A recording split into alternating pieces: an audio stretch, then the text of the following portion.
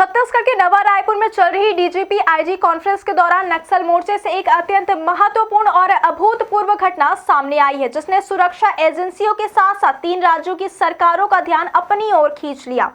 छत्तीसगढ़, महाराष्ट्र और मध्य प्रदेश के नक्सल प्रभावित क्षेत्रों में सक्रिय माने जाने वाले सीपीआई-एम के महाराष्ट्र, मध्य प्रदेश, छत्तीसगढ़ जोन ने पहली बार तीनों राज्यों के मुख्यमंत्री को संयुक्त रूप से संबोधित पत्र जारी करते हुए आगामी 1 जनवरी 2026 को सामूहिक आत्मसमर्पण की घोषणा कर दी है। संगठन की ओर से प्रवक्ता अनंत द्वारा जारी इस पत्र में बताया गया कि समिति के सभी सक्रिय सदस्य और विभिन्न इलाकों में फैले हुए साथी लंबे विचार विमर्श के बाद नए वर्ष के पहले दिन मुख्यधारा में लौटने को तैयार है। हालांकि इस निर्णय के साथ संगठन ने एक महत्वपूर्ण शर्त भी रखी है कि आत्मसमर्पण की निर्धारित तारीख से पहले सुरक्षा बलों के अभियान पर अस्थायी रोक लगाई जाए। संगठन का तर्क है कि लगातार चल रहे अभियान के कारण क्षेत्र में फैले सदस्यों तक संपर्क स्थापित करना कठिन होता है और बड़े पैमाने पर एक साथ हथियार समर्पण की प्रक्रिया प्रभावित हो सकती है। उनका कहना है कि संगठन टुकड़ों में बिखरे हुए तरीके से सरेंडर की बजाय एक मुश्त और सुव्यवस्थित आत्मसमर्पण को प्राथमिकता देता है, जिससे पुनर्वास योजना अधिक प्रभावी और दीर्घकालिक सिद्ध हो सकते हैं। इसी पत्र में उन्होंने यह भी कहा कि सरकार द्वारा पूर्व में दिए गए 10 से 15 दिनों के भीतर सरेंडर की समय सीमा अपर्याप्त है, क्योंकि इतने कम समय में वे अपनी औपचारिक शर्तें, पुनर्वास संबंधी अपेक्षाएं और प्रशासनिक संवाद पूरी तरह तैयार नहीं कर पाते। संगठन ने स्पष्ट किया कि आत्मसमर्पण से ठीक पहले वे विस्तृत प्रेस नोट जारी करेंगे, जिसमें मुख्य धारा में लौटने के लिए आवश्यक शर्तें, आग्रह और सामाजिक आर्थिक पुनर्वास से जुड़ी मांगें सार्वजनिक की जाएंगी।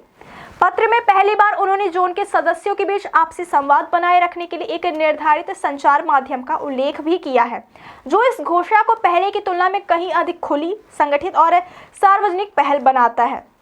माना जा रहा है कि यह कदम संगठन के भीतर चल रहे वैचारिक बदलाव, दबाव, थकान और वर्षों से चले आ रहे संघर्ष के परिणाम स्वरूप लिया गया निर्णय हो सकता है। सुरक्षा विशेषज्ञों का कहना है कि यदि यह सामूहिक आत्मसमर्पण वास्तव में होता है तो यह दशकों से चले आ रहे नक्सल आंदोलन के इतिहास में सबसे महत्वपूर्ण घटनाओं में से एक होगा, क्योंकि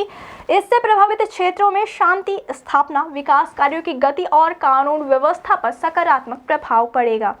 दूसरी ओर तीनों राज्य सरकारों छत्तीसगढ़, महाराष्ट्र और मध्य प्रदेश की अब तक कोई आधिकारिक प्रतिक्रिया सामने नहीं आई और सबकी निगाहें इस बात पर टिकी हैं कि वे इस अभूतपूर्व अपील को किस दृष्टि से देखती है और आगे क्या रणनीति तय करती है। नवा रायपुर में चल रही उच्च स्तरीय कॉन्फ्रेंस में देश भर के पुलिस प्रमुख आंतरिक सुरक्षा, नक्सल विरोधी अभियान और समन्वित रणनीतियों पर चर्चा कर रहे हैं। ऐसे में इस तरह की घोषणा सुरक्षा एजेंसियों के लिए भी एक बड़ा बिंदु बन सकती है।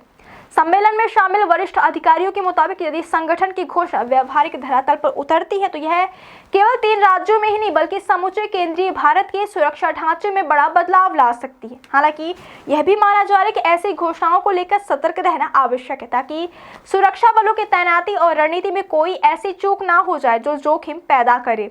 फिलहाल सरकारें और सुरक्षा एजेंसियां इस पत्र का विश्लेषण कर रही हैं और संभावित प्रतिक्रिया के लिए रणनीतिक स्तर पर विचार विमर्श जारी है। इस अभूतपूर्व पहल ने नक्सल प्रभावित क्षेत्रों में नए अध्याय की शुरुआत की उम्मीद जगा दी है, परंतु अंतिम तस्वीर 1 जनवरी 2026 के करीब आने पर ही स्पष्ट हो पाएगी।